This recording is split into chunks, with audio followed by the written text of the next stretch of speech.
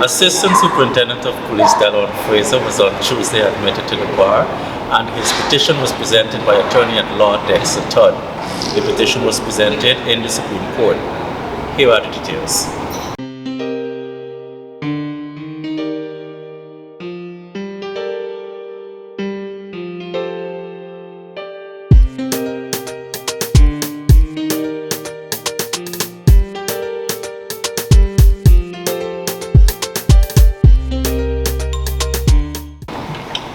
His Honor, the judge.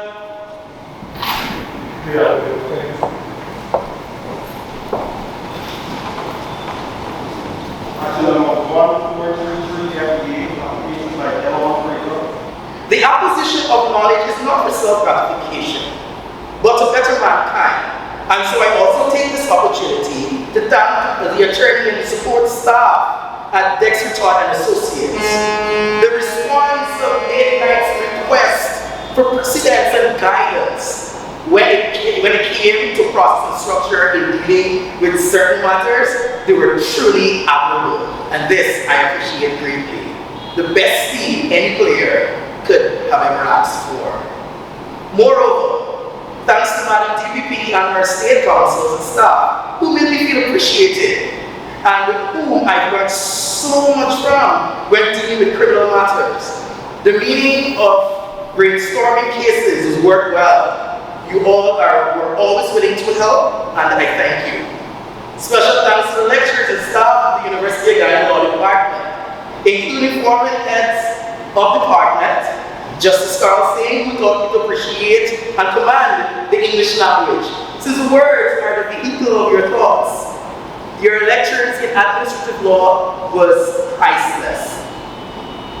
The late Justice Duke E. Pollard, who always encouraged me to use the law to become a better policeman, and even now at this moment, the University of Guyana is honoring him with a tribute.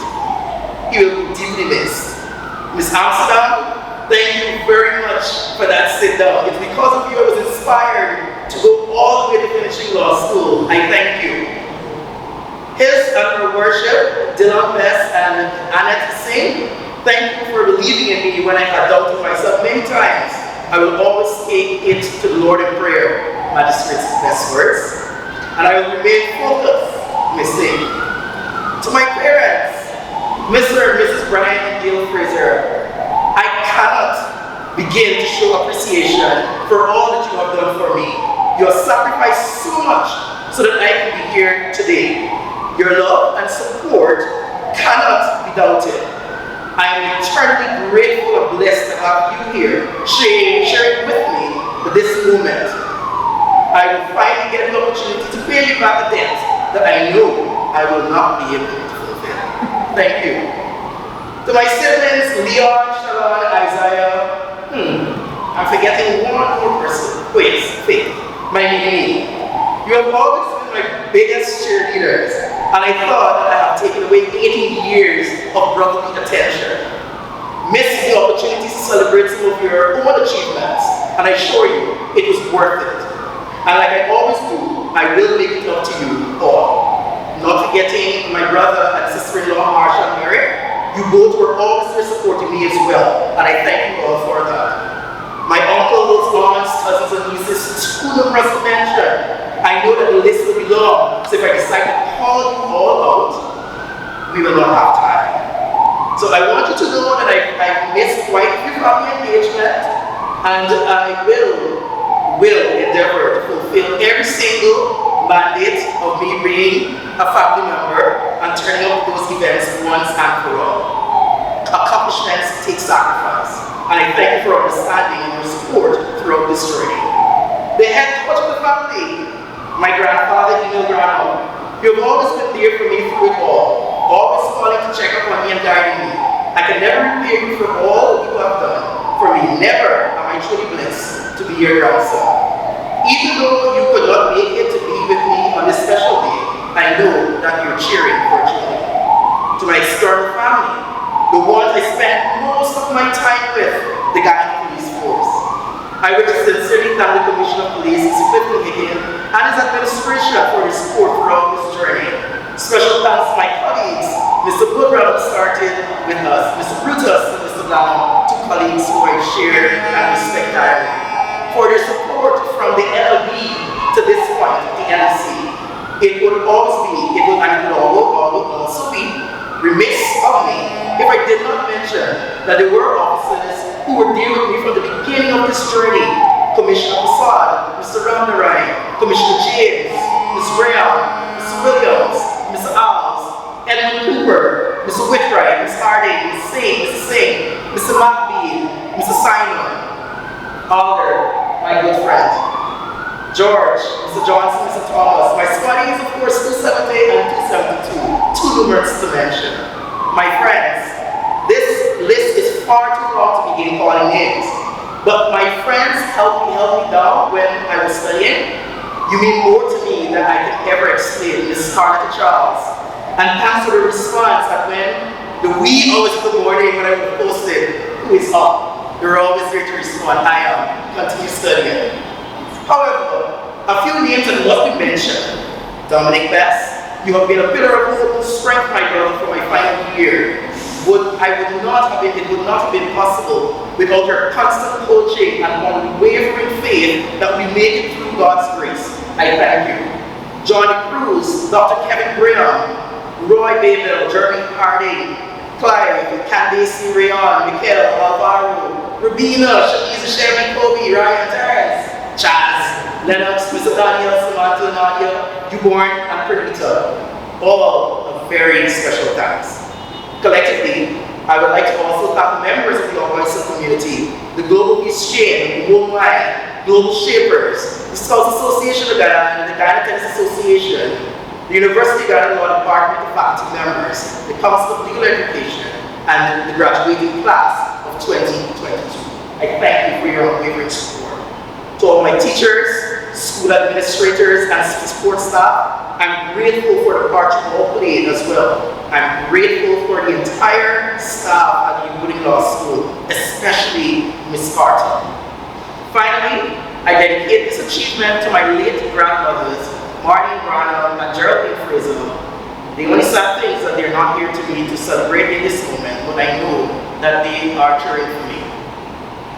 Your Honor, now that I've completed my academic journey, I must now step forward and rise, an acronym I borrowed from the Toastmasters, Asst Toastmasters family. I will respect the rule of law, my seniors, judgments, colleagues, clients, and myself.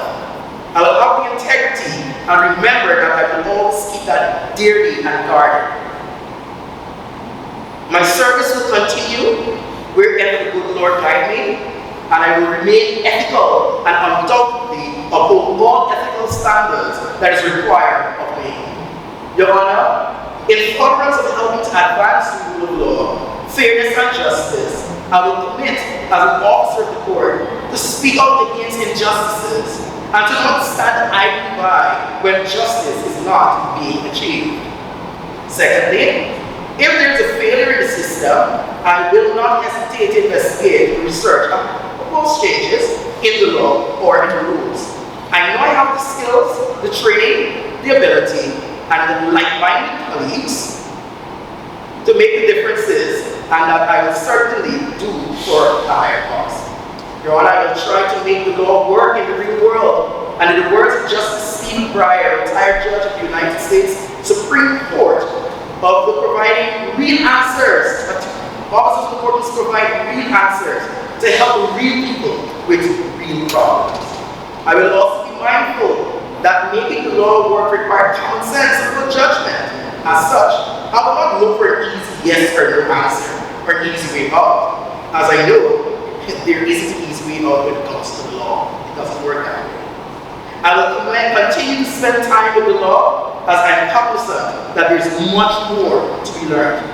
As an attorney in law, I will adhere to the code of ethics. I will abide by the laws of Guyana.